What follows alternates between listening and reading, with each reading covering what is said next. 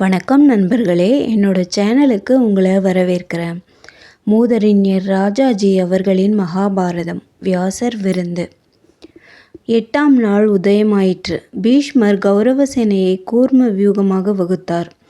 யுதிஷ்டன் திருஷ்டத்யும்னனை பார்த்து, கௌரவர்களுடைய கூர்ம வியூகத்தை பார், அதை ஒழிக்கக்கூடிய எதிரணி வகுப்பில் சீக்கிரமாக நம்முடைய சேனையை ஒழுங்குபடுத்து என்றான். திருஷ்டத்யும்னன் பாண்டவ சேனையை 3 சிகரங்கள் கொண்ட வியூகத்தில் அமைத்தான். பீமசேனன் ஒரு கொடி முடியிலும் சாத்தியகி மற்றொரு கொடி முடியிலும் தத்தம் படைகளுடன் நின்றார்கள். நடுவில் யுதிஷ்டன் நின்றான். யுத்த கலையை நம்முடைய முன்னோர்கள் நன்றாக கற்றறிந்தார்கள். அநேகமாக அது சத்திரியர்களுக்குள் கர்ண பரம்பரையாகவே இருந்து வந்தது. புஸ்தகங்களில் கூட எழுதப்படவில்லை. எதிரிகள் உபயோகிக்கக்கூடிய ஆயுத பலத்திற்கும் அந்த காலத்தில் அனுசரித்து வந்த போர் முறைகளுக்கும் தகுந்தவாறு அரசர்கள் தங்களுடைய ஆயுதங்களையும் முறைகளையும் ஒழுங்குபடுத்தி வந்தார்கள். பல்லாயிரம் ஆண்டுகளுக்கு முன் நடந்த நிகழ்ச்சி குருக்ஷேத்திர யுத்தம். பாரதத்தில் காணப்படும் யுத்த வர்ணனையை இந்த காலத்து யுத்த முயற்சிகளோடு ஒப்பிட்டு இது வெறும் கற்பனை கதை, சாரமில்லை என்று தள்ளிவிடக்கூடாது. ஆங்கில வீரன் நெல்சன் நடத்திய கப்பற்படை சண்டை நடந்தது 150 வருடங்கள் தான் ஆயிற்று.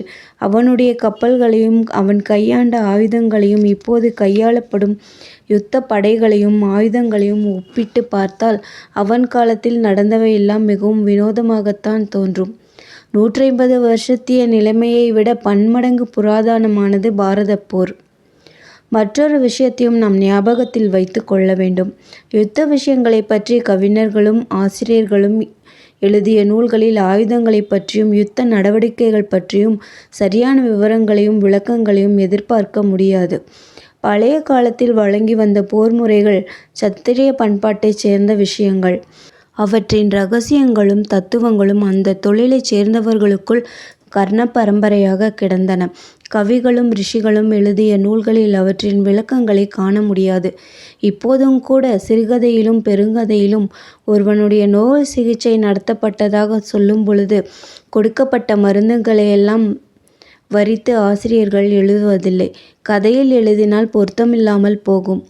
ஆகையால் மகர வியூகம் என்றால் என்ன, கூர்ம வியூகம் என்றால் என்ன, சிருங்காடகம் என்றால் என்ன, அம்புகளை சரமாரியாக பொழிந்து அரண் உண்டாக்கி கொள்வது எப்படி, உடம்பெல்லாம் அம்புகள் தைத்து பிழைப்பதெப்படி, கவசங்கள் எந்த மட்டில் வீரர்களை காத்தன முதலிய விவரங்கள் அனைத்தும் நமக்கு புரியும்படி வியாசர் தம்முடைய புராணத்தில் எழுதவில்லை. அவர் எழுதியிருக்கிற அளவு எழுதியிருப்பதே விசேஷம். 8ஆம் நாள் போரில் முதல் பாகத்தில் திருதராஷ்டிர புத்திரர்களில் எண்மரை பீமன் கொன்றான். துரியோதனனுடைய உள்ளத்தை இது பிளந்தது. ஆட்ட மண்டபத்தில் தான் செய்த பிரதிஜையை பீமன் இன்றே தீர்த்து விடுவான் போலிருக்கிறதே என்று எல்லோரும் பயந்தார்கள். அர்ஜுனனுக்கு அன்று பெரிய துக்கம் நேரிட்டது. அவனுடைய அருமை மைந்தன் இராவான் கொல்லப்பட்டான். நாகக்கன்னிகை வயிற்றில் அர்ஜுனனுக்கு பிறந்த இந்த வீரன் பாண்டவர்களுக்கு துணையாக வந்து போர் புரிந்து கௌரவ படையின் மிக்க நாசம் உண்டாக்கினான். துரியோதனன் இராவானை எதிர்க்க ராட்சசனான அலம்பசனை அனுப்பினான். இருவருக்கும் கோரமான யுத்தம் நடந்த முடிவில் இராவான் கொல்லப்பட்டான். இந்த செய்தி அர்ஜுனனை எட்டியதும் அவனுக்கு தாங்க முடியாத துக்கம் உண்டாகி வாசுதேவரை பார்த்து, விதுரர் முன்னமே சொன்னார், இரு பக்கத்திலும் பெரும் துக்கம் அடைவோம் என்று. பொருளுக்காக இத்தகைய இழிவான காரியம் செய்து வருகிறோம். இவ்வளவு கொலைகளை செய்த நாமாவது அவர்களாவது என்ன சுகம் அடையப் போகிறோம்? மதுசூதனா, யுதிஷ்டர் துரியோதனனை 5 கிராமங்களை ஏனும் கொடு, யுத்தம் வேண்டாம் என்று கேட்டதன் தீர்க்க தரிசனம் இப்போதுதான் எனக்கு தெரிகிறது. மூர்க்கமான அந்த துரியோதனன் 5 கிராமங்களை கொடுக்க மறுத்து இரு பக்கமும் நடைபெறும் இந்த மகா பாபச் செயல்களுக்கெல்லாம் காரணமானான். இவன் பயந்தவன், கோழை என்று ஜனங்கள் இகழ்வார்களே என்றல்லவா நான் இந்த யுத்தம் செய்கிறேன். யுத்த களத்தில் விழுந்து கிடக்கிற சத்திரியர்களை பார்த்து என் மனம் கொதிக்கிறது. நம்முடைய பிழைப்பை பாதக பிழைப்பு என்று சொல்லி பரிதவித்தான். இப்போதுமே இது அர்ஜுனனுடைய தர்ம சங்கடம். இராவான் கொல்லப்பட்டதை கண்ட பீமசேனனுடைய குமாரன் கடோத்கஜன் சேனை முழுவதும் நடுங்கும்படி கர்ஜித்து கௌரவ சேனையை அழிக்க ஆரம்பித்தான். அநேக பகுதிகளில் கௌரவ சேனை பயந்து கலைய ஆரம்பித்தது. அதை கண்ட துரியோதனன் தானே கடோத்கஜனை எதிர்க்க முன்வந்தான். துரியோதனனுக்கு துணையாக வங்கதேசத்து அரசன் யானைப்படையுடன் சென்றான். 8வது நாள் யுத்தத்தில் துரியோதனன் மிகவும் தைரியமாக போர் புரிந்தான். கடோத்கஜனுடைய படையில் இருந்த அநேக வீரர்களை வதம் செய்தான். அதைக் கண்டு மிக்க கோபம் கொண்ட கடோத்கஜன் துரியோதனன் மேல் கத்தியை வீசினான்.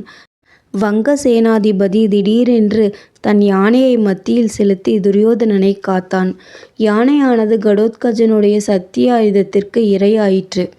பீஷ்மர் துரியோதனன் அபாயத்தில் இருக்கிறான் என்று ஊகித்து பெரும் படை ஒன்றை துரோண தலைமையில் அரசனுக்கு உதவியாக அனுப்பினார்.